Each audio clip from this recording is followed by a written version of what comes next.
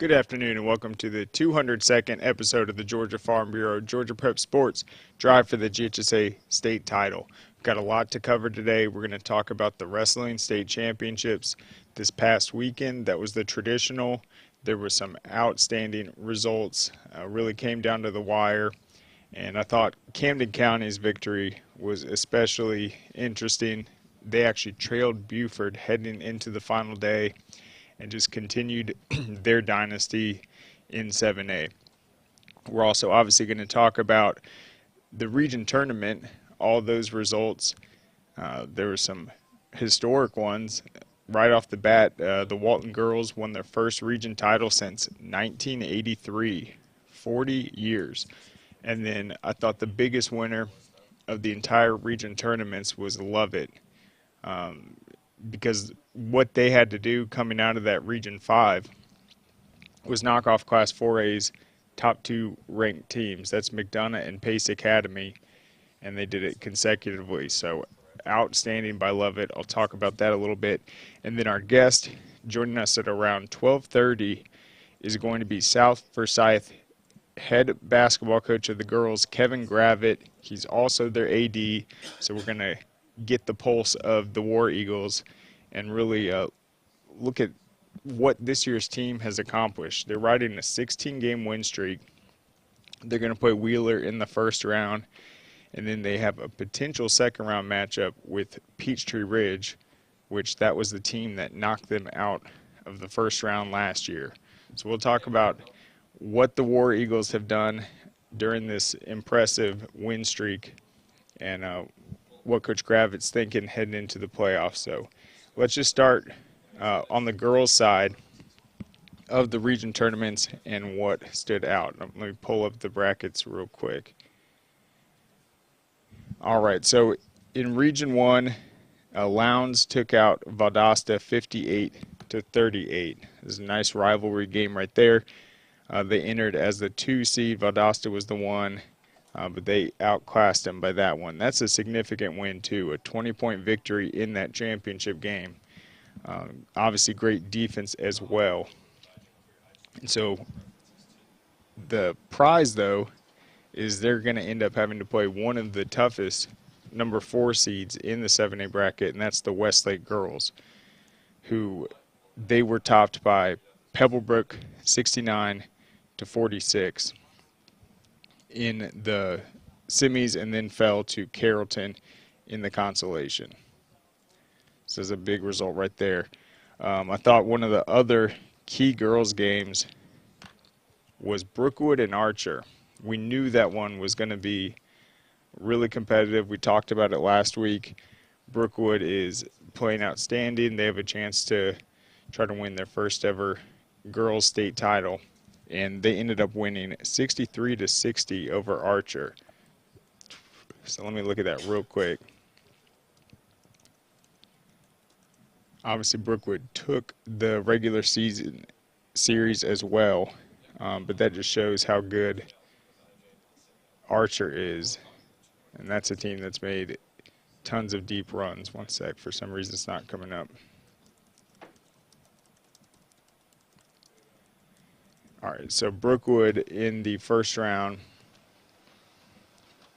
as the number 1 seed. They're going to be matched up. Let's see, where's that? With Harrison. Also in that quadrant, they'll have the number 2 seed, Valdosta and Carrollton squaring off. That will be a good one.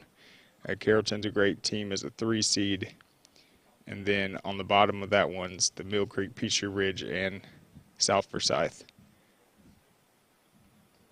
So in the Archer game, Brookwood right now 26-1, 19-game win streak, and obviously that Archer 3-point victory was one of the more competitive games they've had in a while. They beat Archer previously 70-49, 65-53. And just that 3-point victory right there. In Region 3, McEachern, as the number 3 seed, had an overtime win over North Paulding, 50-41. Watch out for the McEachern girls and boys. We know what they've been doing in the playoffs. They're going to play South Gwinnett in the first round, hosting them. South Gwinnett's the number 4 seed, and then the winner's going to play Colquitt County or Campbell. And in the bottom of that quadrant is who we're going to talk about next, the Region 5 champion, and that is Walton, who beat Cherokee 66-56. And we're going to try to have Walton's head coach on after the first round, hoping they win. But they're going to play Denmark in the first round. Denmark comes out of that region that South Forsyth was in. They ended up beating Milton 51-47 and then held off Lambert 59-49. The Lambert boys are in the top seed out of Region 6, but the South Forsyth girls took that one. One sec. So I mentioned South Forsyth. They lost in the first round last year. I think they had a second round exit the year before. But, I mean, at this point, they are 24-3, one of the hottest teams in the state, and looking to make a big run. I expect a team similar to South Forsyth right now on the girls' side is Holy Innocents, just playing outstanding, red hot. Didn't really appear to be the clear favorite. They occupy a really talented region, but then recently they've been on fire, and that is certainly the case with the Holy Innocents girls.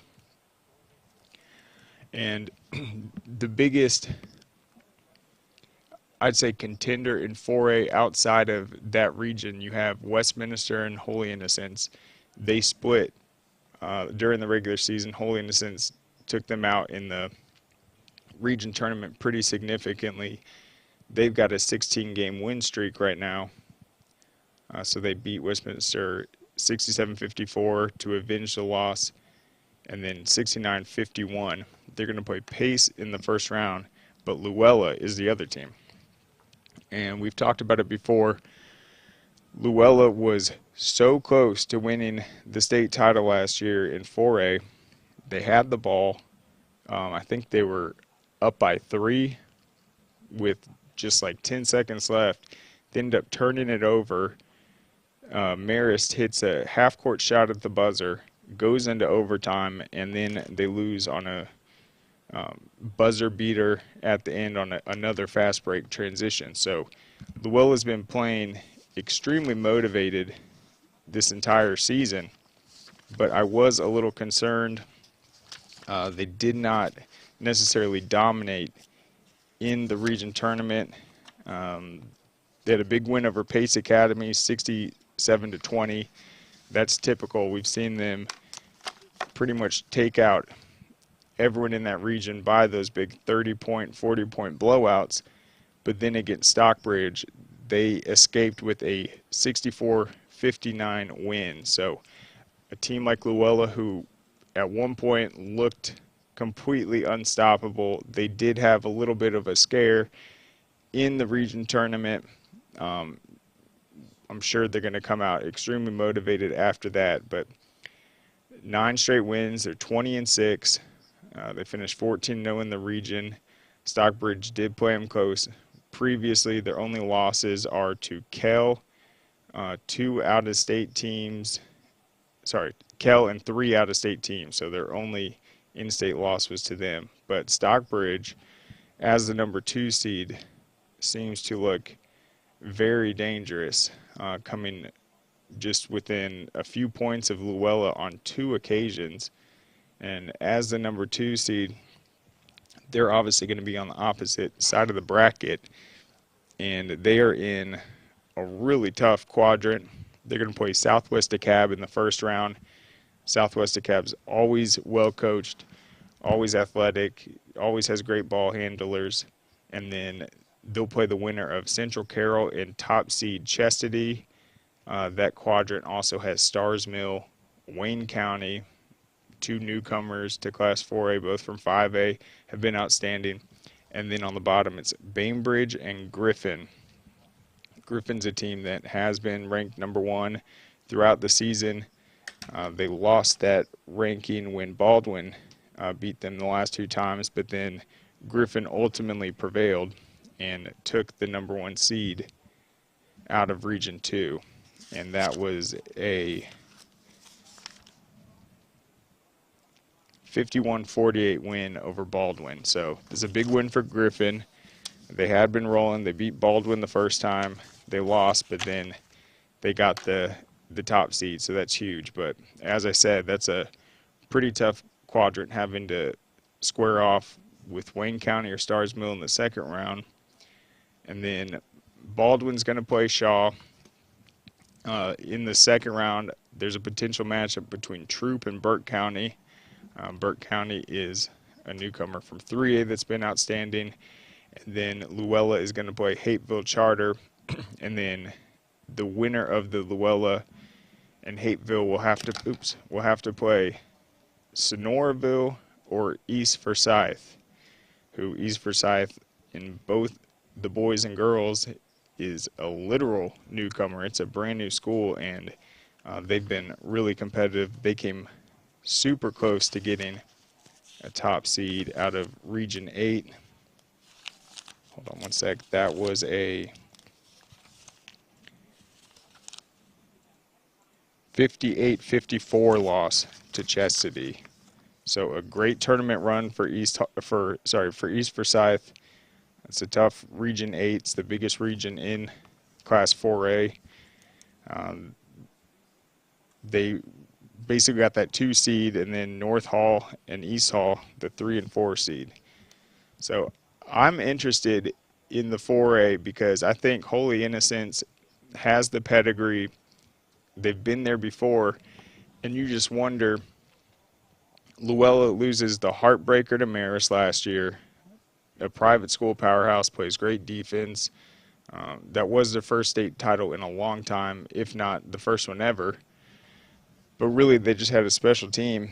And then you replaced Marist with Holy Innocents, Westminster, all these other teams. I don't think it got any easier for Luella. I think they will be battle-tested coming out of that, playing great teams like Stockbridge. It's good that they're in those moments where the game is coming down to the final minutes, but they definitely have a challenge ahead of them.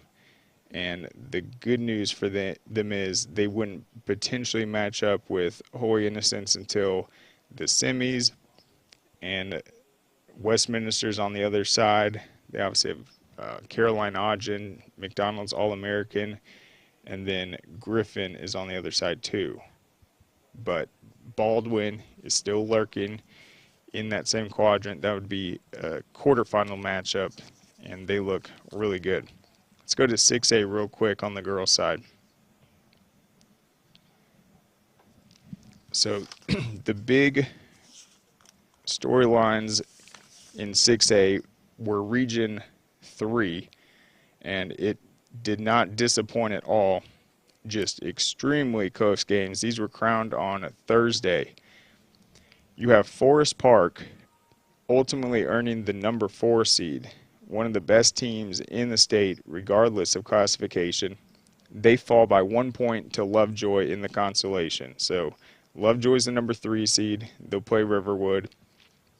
You have Forest Park as the 4 seed playing Marist in the first round. Marist earned the top seed. Didn't necessarily play the toughest schedule, but I mean, let me check at this point. I mean, they were on a massive win streak after a slow start to the season, and they never cracked the polls in anyone. Defending state champ, kind of going under the radar.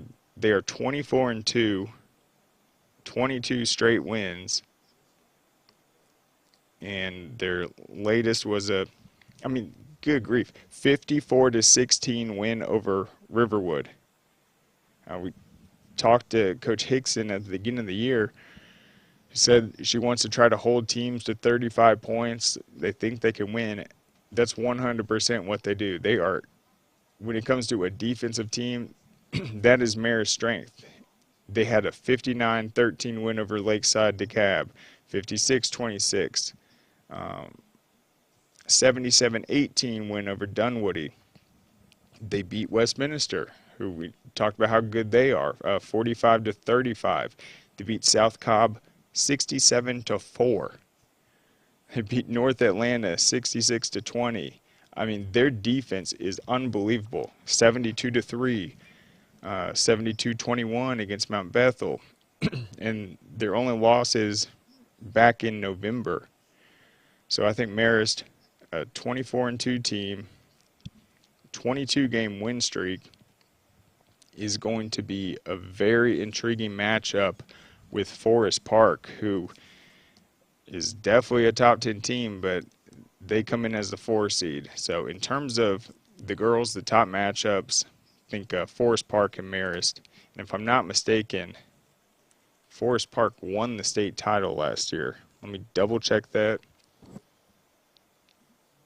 because that would be a really...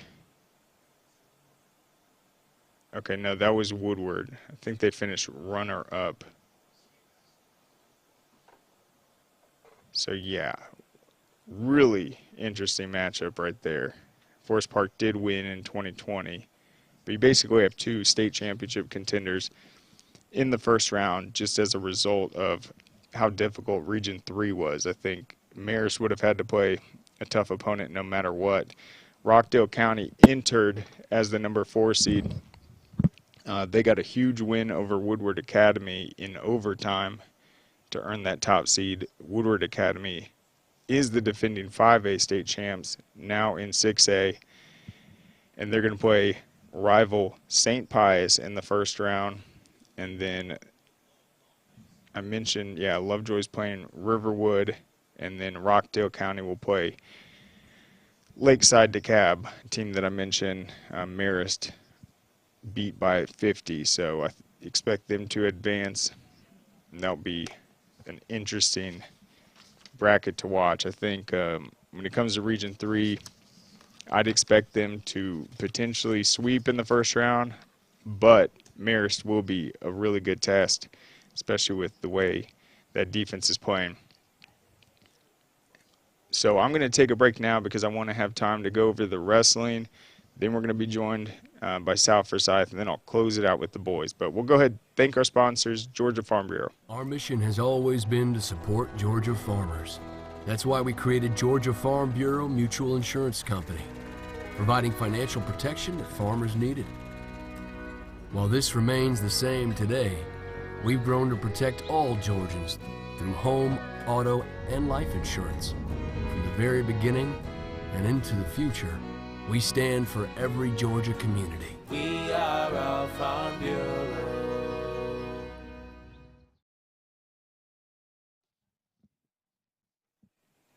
All right, welcome back. So let's talk wrestling. On Friday, it was the 6A, 5A, 4A, and Class A championships that were crowned. Then Saturday, 7A, 3A, 2A, and the girls. We'll start in 6A. That was Woodward Academy. They ended up edging South Effingham, who won the duels. That was their first ever wrestling state title. And let's see how many first place finishes they had. They had 2 individual state champs, and then they had a second place finish and 2 third place finishes. So out of the 14 weight classes, they ended up getting 5 in the top 3, and then the 2 individual state champs were Robbie DeHaven, 165 pounds, and Tanner Spalding.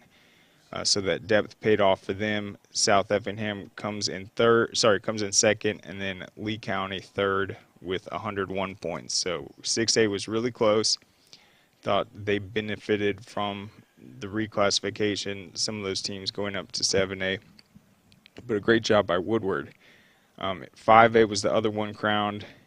Jefferson ended up taking that one with 213.5 points. That was their 44th all-time wrestling state championship,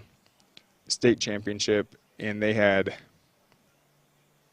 first place finishes in 7 of the 14 weight classes, including the 285 pounds, which was Sammy Brown. Sammy Brown is a running back and a linebacker. He's nowhere close to 285 pounds. He's an absolute beast, but he becomes a two-time individual state champion. He'll have a chance next year to become one of those rare three-time. He's obviously done it in different weight classes. He definitely didn't wrestle in that 285 last year. I don't think so. But Jefferson, again, just the premier wrestling program. And it really is amazing to see certain programs just dominate year after year. Doesn't matter what class they're in. They obviously are graduating guys constantly, but they just know how to build that depth. It comes with taking your underclassmen, your freshmen who usually occupy the 106, the 113s, the 120s, and then you have the luxury of moving guys around in weight classes in the ones you need, and that was certainly the case. So no other program this weekend had more individual state champions than Jefferson. They took half of the weight classes, so that's just incredible. Second place was Cass, 208 points. They had a great outing as well.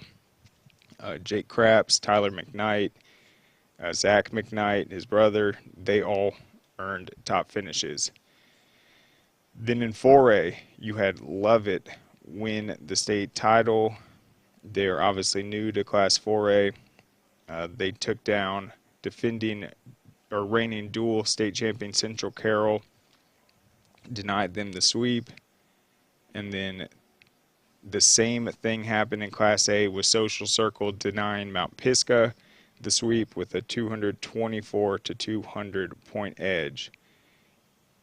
For Lovett, Alex Hyman, he won 113. Cal Kuski, he won the 126. Chris Mance, 165. So they had 3 individual state champs. And then Social Circle, they had a great first day to build that lead. They won the 113 pounds with Braden Mitchell, Connor Castillo, 120 pounds, and then had James Etheridge earn a valuable third-place finish, and Curtis Duran, valuable second-place finish. Those points tallied up and gave them that state championship. Then on Saturday, so Camden County, they won their 9th straight championship sweep after taking the duels last month.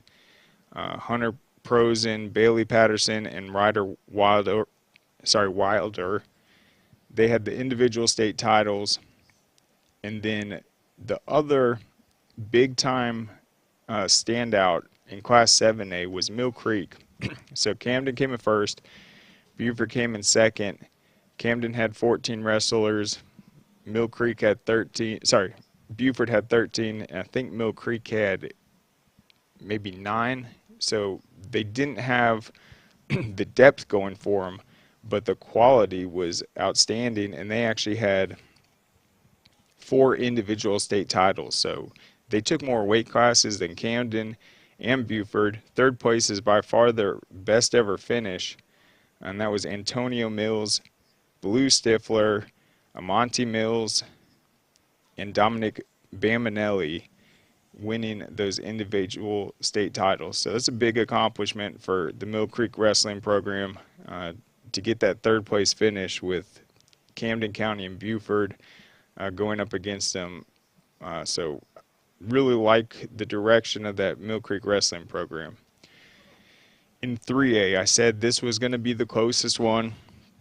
Have the most former state championship programs and had the probably most top-heavy in terms of how many programs had 10-plus wrestlers going. It was extremely close.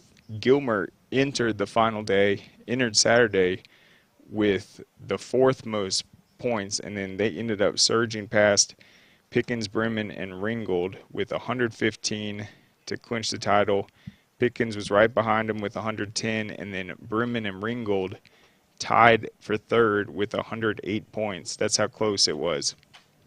4 teams finishing within 7 points. Gilmer got a individual state championship from Juan Raphael at 106 pounds. More proof of just how valuable it is to have those underclassmen getting those points in the lower weight classes. Diego Jacinto won 190 pounds, and they obviously had a lot of guys earn those second, third, fourth place finishes for those valuable points. Rockmart, they ended up dominating 2A. I think part of that was because of the quality of teams that went into 3A. But they ended up completing their championship sweep, and they had 6 individual state champions, and they finished in the top 3 in 8 out of the 14 weight classes. So they really dominated that one. And then on the girls' side, Chastity ended up getting the most points. Carrollton came in second in a tie with Gilmer. And then Jackson County placed third. Let's see. For Chastity, Ashley Godinez won the 155 pounds. Lily Chavez, she repeated at the 235. She's Jackson County standout. And you also had Courtney Hawkins had a strong performance for Chastity. So Carrollton, they had the most wrestlers qualified, but they did significantly better than they did this past year. Just at the traditionals, just placing more in the top 3, the top 2. That was their goal, and then they had a great year winning the duels earlier last month. So Chastity ends up getting the most points for the girls, but solid performance by Carrollton. And standouts like Raven Cook of Jackson County, Lily Chavez, who were able to win those individual state titles once again. So you can go to scoreatl.com. We have all the results. It will be the top 3 finishers in every weight class, and then the top 3 team totals, unless there was a tie, of course, like in 3A. We have 4 teams listed. But I thought it was a really exciting week for wrestling. Some great results, and just I'm just impressed by the programs that just know how to do it year in and year out. That is a really rare quality. It's like, what's the secret formula to that? When you have a lacrosse team like Milton, Najee was talking to Coach Gabi last week. I mean, they've won 15 of 17 state titles. I mean, that's a mindset. That's not just the talent. It's like that expectation to not be denied. And we saw it again with Camden, saw it again with Jefferson, Rockmart. It's just really outstanding to see a team like Camden win 44 wrestling state titles. It's just a true dynasty. And they will certainly be back next year. And then even going into it, I think they had four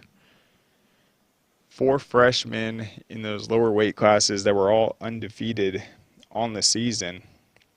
Only 2 of them ended up winning. That was Bradley Patterson, Hunter Prosen. The other ones got knocked out early, but then the other guys just stepped up and they held off Buford. And as I pointed out, Buford had a lead going into that second day. So they really saw just great competition. And that was a 199 to 184 guaranteed point total that was in Buford's favor heading into the final day. So, that one was a sweet championship win for Camden that they will definitely enjoy. What's the status on our guest, Najee? Is he on? Just called? Okay, we're going to connect with him real quick. It's Kevin Gravitt, South Forsyth head basketball coach. Is that the athletic director? Yes, AD and head coach.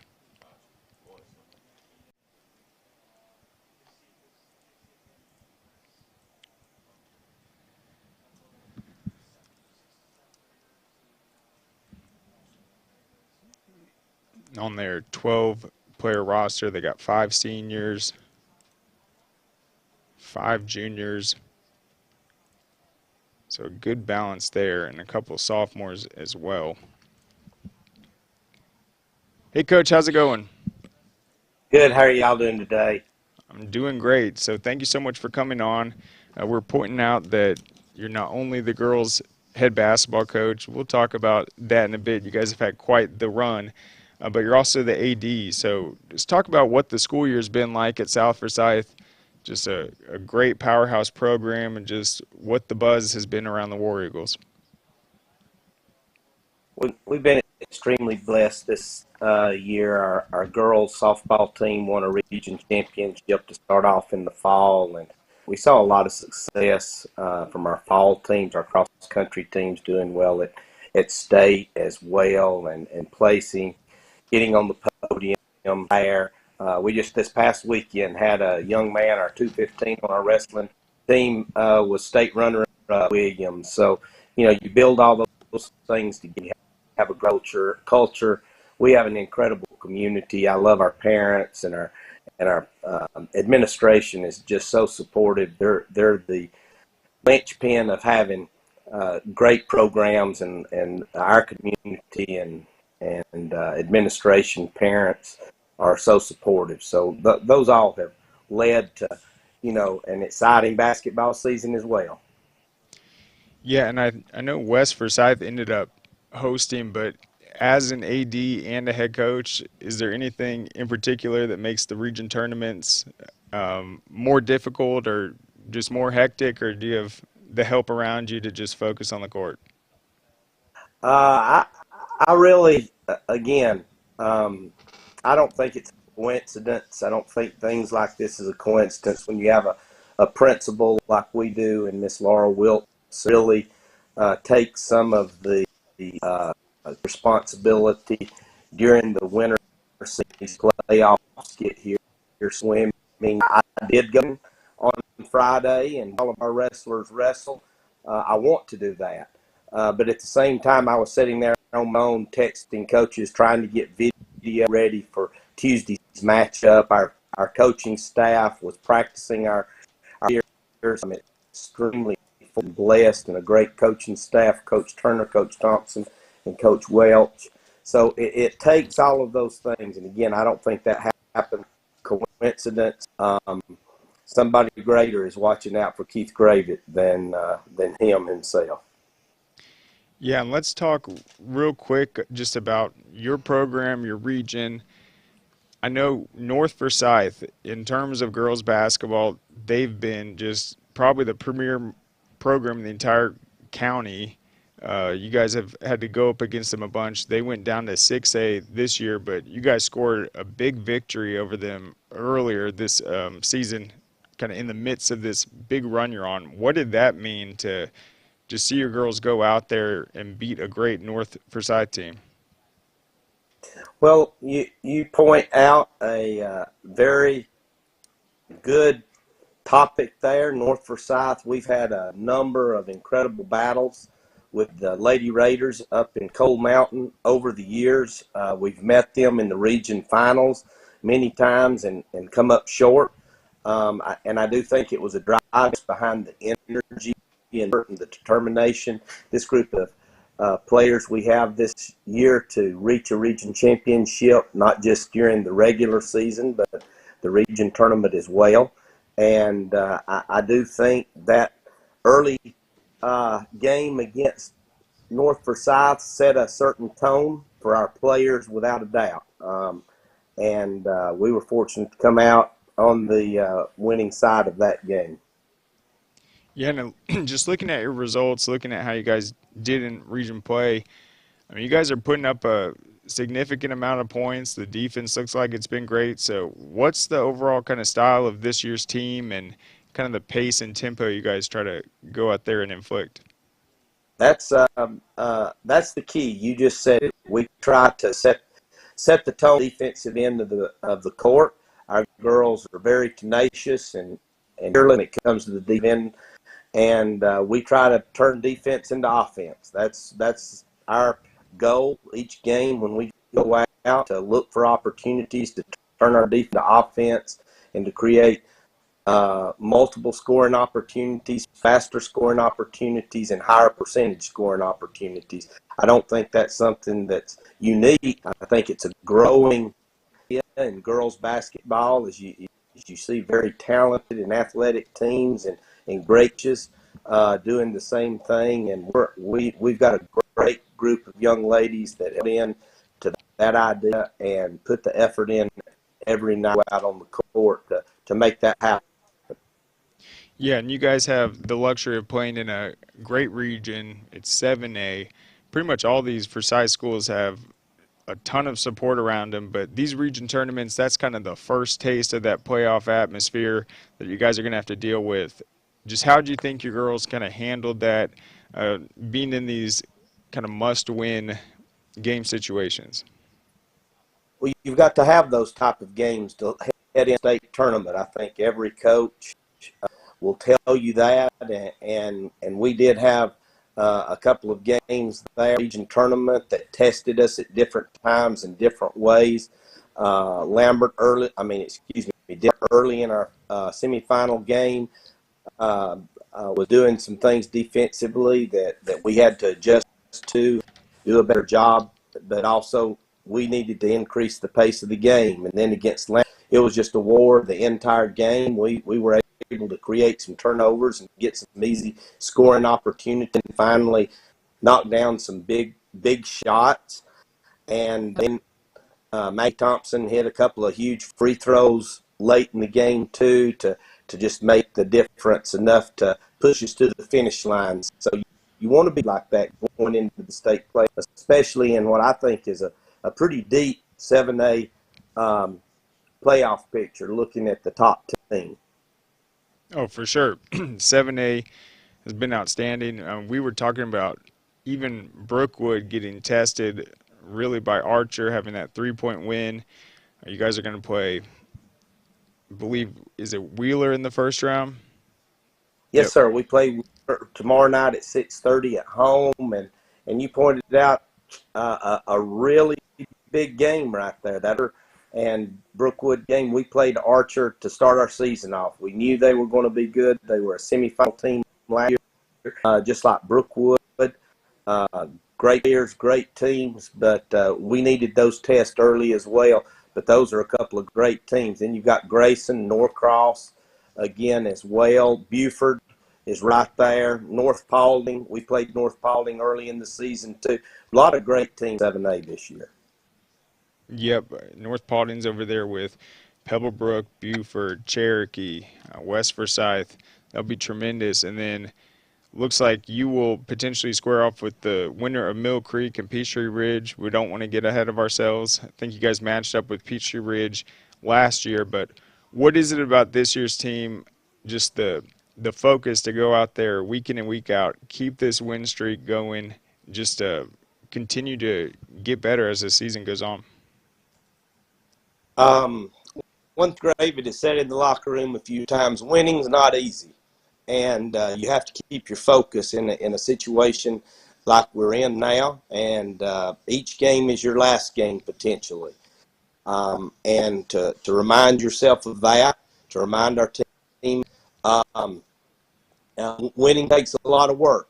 And you got to celebrate winning. Sometimes winning takes a different look as you progress through the season. We've been fortunate to come out on the good side of a lot of games now this season, but we look forward to making hopefully a great run at state tournament. And to do that, I think our team has to remain focused and remember that it's one game at a time, and also remember the experience we had in the past. You mentioned Peachtree Ridge last year, a great team, and beat us on our home floor in the first round. It was a great game, a big matchup, and they're a very good team too. But Wheeler, like, I don't want to get ahead of ourselves. Been watching film on them, extremely athletic team that we've got to be prepared for tomorrow night.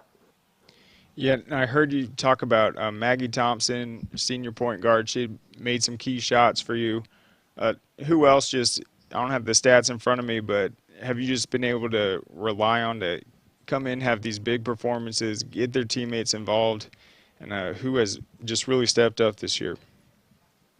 Well, I think if anyone saw on social media, we were all five of our starters were either honorable mentions or all-Region players. This is the most selfish team any coach could ask for. It's humbling to have a group of young ladies that don't care who gets the credit and work hard for each other, will make the extra pass to have success, will sacrifice points for themselves, for the team, to be successful. And, I could name even down our bench. I mean, in addition to Wesley, Ava McLaughlin, Clara Morris, who was the Region Player of the Year, Sharon Thompson, who holds the record for the most points. She scored 33 points and a half her junior year. She has the record for the most points ever scored in one half. But we could go down into our bench, and Leah Bagwell had two big baskets and a huge rebound in the second half against Lamberton Championship. So, different people step up for this team to be successful, and that's what makes them unique. And I think that's what gives them an edge every night, because they don't care who gets that credit. And then a lot of the coaches we've talked to, they point out that they don't necessarily look at the game where it's like we lost it in the final 2 minutes. It's the cumulative rebounds, preventing turnovers, fighting for loose balls. So has that been something that your girls just really excelled at this year, just out rebounding teams, taking advantage of the possessions, and just putting themselves in position to have that complete effort and get win after win? I would call those intangibles, and this has been able to each player at different times provide those intangibles that you don't always see in the sheets, but deflections. You didn't mention the lead to steals or disrupt offenses, and the communication on the court, working together, knowing what each other's doing. But they all lead to the things that you mentioned with rebounding and assist, effort, loose balls. You mentioned every loose ball is out, and I think any coach says that as well. But I believe it, chasing it out of bounds and diving on the floor for those. At this time of the season, they become even more important as the competition gets stiffer and stiffer. Certainly, and you guys have obviously played against great teams, great players with star power, experience. But I mean, the playoffs, it can feel a little surreal knowing that just one game at a time can come to an end. The season's on the line. So, what is going to be the message to the girls? How confident are you for them to just handle it? Just this being that it's been their goal to get to this position. You guys have the top seed, but just to come out and spark a playoff run. 5 seniors. I think it rests with those young ladies and the experience they've gained over their careers. Keep the team confident, keeping not just focused. One game at a time. It's not just one game at a time. It's one possession at a time, and hopefully adding a few of those together, creating a little run, not just in the state tournament, but smaller in a game. Let's have a run on our defensive end, create some chaos and lead to some easy baskets, and hopefully score a few points and make things a little harder for the other team, and add those things up. And I think more times than not, if you're able to do that, the scoreboard will take care of itself.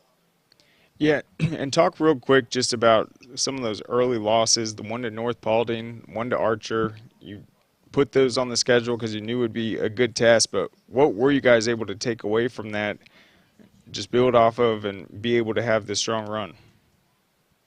I think you see what you need to be able to do when you play teams like that. Shortcomings, how can you improve on those?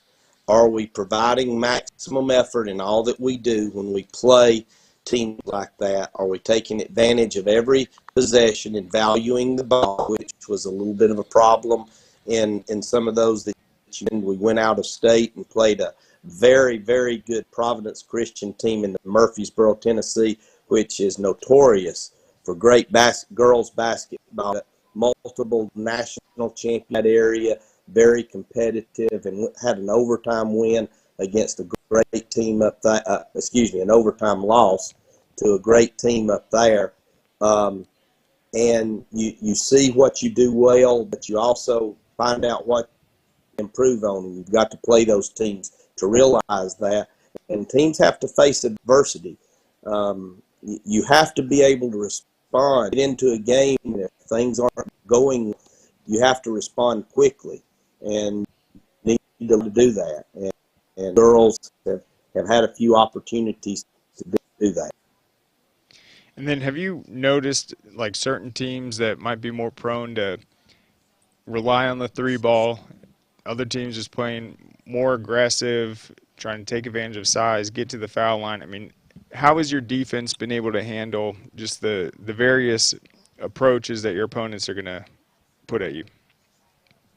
I think, today in high school basketball, coaching has become so good, and every coach is using their personnel in the maximum way, whether they've got athleticism and they're trying to create offense off of defense. From that, they've got three-point shooters and putting them in the right places to create open opportunities for those shooters. So it's important for our coaching staff to inform our team and our players through scouting and talking to other coaches, networking, getting out in some gyms, and understanding what the different teams are doing and having your team as prepared as possible for what you're going to see. I mean, Lambert in the region championship shoots the three extremely well. The Wire girl really, to some extent, kept them in the game, and they made 8 threes against us. So we've got to defend the three a little bit better, and we know that. And we'll talk about in the gym again today. Outstanding. So what time is practice today for you guys? We're going to get in the gym. We're trying to keep the routine as normal as possible. So we'll be in the gym at 4 o'clock since our school's out for President's Day. And then with the staff development day, we'll try to get them out of bed, not let them lay around too long. And was there a moment this season where you feel like the team kind of hit its stride or showed you that they really have something special going? That early game against North was an early indicator, but I just have to be, game one for me told me we have a chance to compete with a lot of teams this year. We're playing Archer at Archer. They have a very physical, athletic coach team, and we went in there and played toe-to-toe with them the entire game, and to be able to do that early in the season said a lot to me about the work our team had put in, the determination they had, and what the season could for us as we moved forward. Yep, that was a really tight game. I think they might have pulled away at the very end, but They you were did. Yes. exactly right.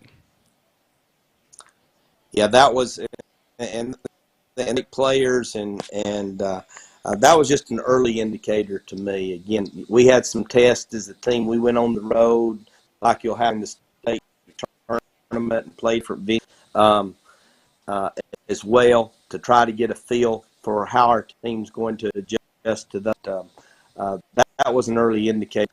That Northern game, again, we come up short, but it was a great atmosphere. It was a Thanksgiving game.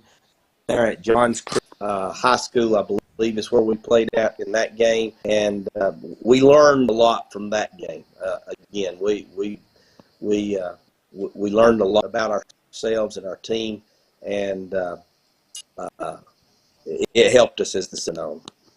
Yeah, well, it's going to be a great 7A bracket. Can't wait to watch you guys in the first round against Wheeler. Be really exciting, and we just thank you for coming on. Best of luck.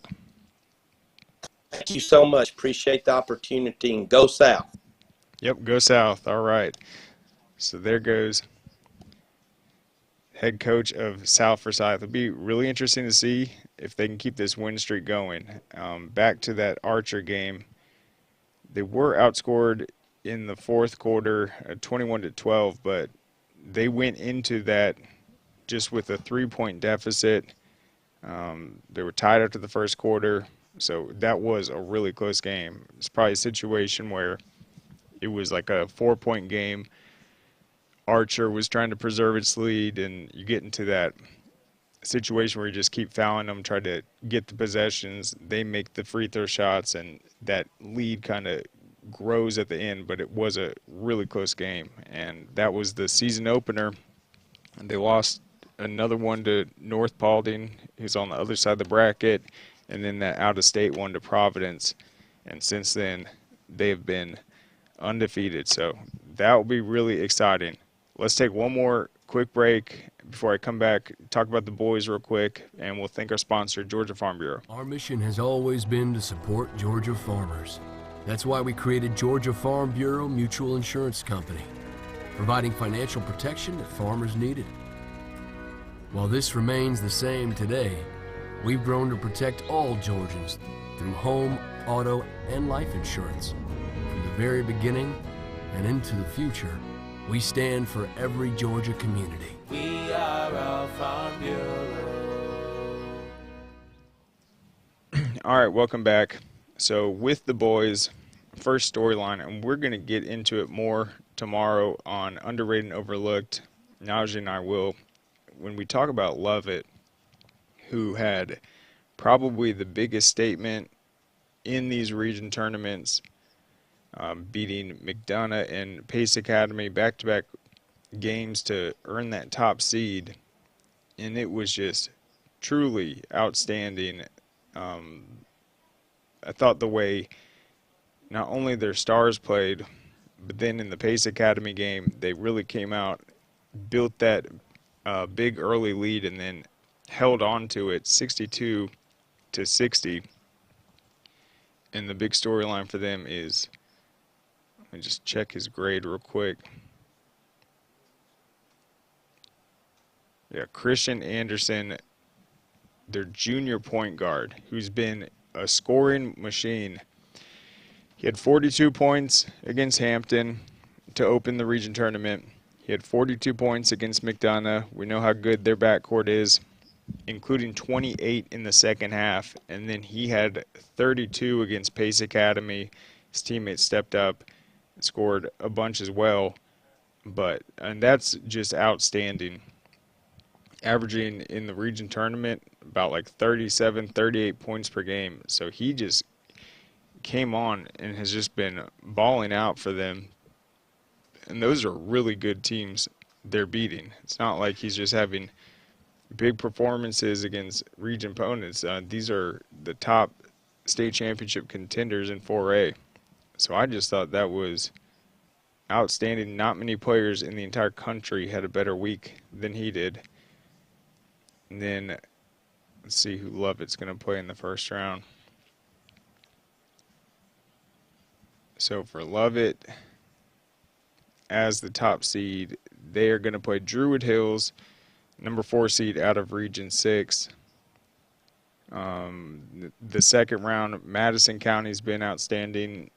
They're going to play Northwest Whitfield, and they're also in the same quadrant as Benedictine, Trinity Christian, Perry, and Shaw.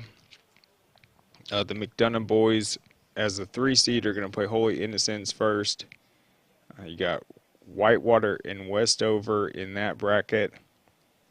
A really exciting first round matchup is going to be Miller Grove and Pace Academy. That's Sharman White at Pace Academy going up against his former team where he built that dynasty, I believe, winning 7 state championships at Miller Grove. So that will be exciting for him to host the Wolverines, but obviously they're still going to be bitter after that loss to Lovett. Pace Academy, a young team, new to 4A, but that would be exciting. Just Coach Sharman White going up against his old program. Burke County and LaGrange, Cairo and Baldwin also in the first round. Westside, Macon, and Bainbridge, that's a good top 10 matchup right there. So that's it for 7A. I think Miller Grove and Pace will be fun to watch. In 7A for the boys, thought the biggest winner was Grayson, able to take the region championship in Region 4 from Newton. They've had quite a few battles this season, but Grayson looks like they're showing that grittiness.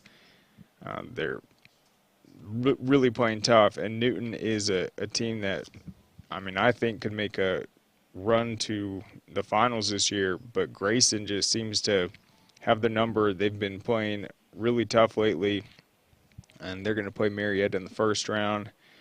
The potential matchup with Campbell or Valdosta, and then the top seed besides Grayson in that quadrant is going to be Lambert, who looked good in their Region 6 championship that Jordan was at. We talked about that on Friday.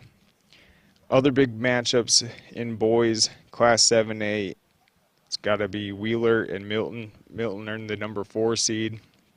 They've had a rocky season, up and down, some big wins, some bad losses, but they'll be tested right out of the gates against Wheeler, 2 state champion programs. Wheeler obviously on a mission after getting upset in last year's state playoffs to Grovetown. You're going to have South Gwinnett as the 4 seed against McEachern. So McEachern and Wheeler are in the same quadrant. They potentially match up in the quarterfinals. Carrollton's going to play Colquitt, rematch of this year's state semifinals in football. See if Carrollton can beat the Packers once again. Berkmar and Buford, and then West Forsyth and Cherokee. You also have Collins Hill and Norcross. Will be an exciting one. Norcross is the top seed. And then in the bottom right, you have number 4 seed Walton against Lambert. See if the Raiders can go on the road and beat a good Lambert team. And I already mentioned Marietta is going to be playing Grayson. In 6A, Hughes, I think, is going to be a really tough number 3 seed. They're going to play River Ridge in the first round. You got Woodward Academy against Riverwood, also in that quadrant. I think Sequoia, South Paulding, that would be a great matchup. Marist and Lovejoy on the boys' side as well. And then Alpharetta and Shiloh will be good. So will Tiff County and Brunswick, a good South Georgia matchup right there in 6A. Real quick in 5A, Tri-Cities ended up earning the 3 seed out of Region 5. They're a great program. They're going to have to play Cambridge in the first round. He's been playing really well. So Tri-Cities is going on the road.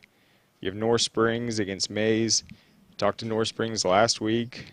They made the playoffs, I think, the first time in several years, maybe since like 2017. They ended up earning the 3 seed. They're going to have to play a really tough Mays team, though, in the first round. We'll see if they can pull that off. Decatur has looked really good. They got the number 1 seed out of Region 4. They're playing Harris County. And then I like the Maynard-Jackson matchup at Kell. Kell obviously will have the advantage on paper, but I think Maynard-Jackson is a tough team. Kell's going to know that. We'll see how they come out and play in the first round. Also Cass against Jefferson, and then Chambly against Marist on that side of the bracket. Talked about 4A. One more in just 3A real quick. think Wesleyan at Stevens County, that'll be a good one. And then I think Salem at Long County, it's a good potential top 10 matchup. Mary Persons at Doherty will be good. And Douglas at Lakeview Fort Oglethorpe, another interesting matchup. So, I mean, the first round, I really think we're going to see some potential upsets. There's a lot of regions that were just stacked where you have top 10 teams ended up getting that number 4 seed. I mean, you have McDonough as a number 3 seed, so just goes to show how dangerous some of these road teams are going to be.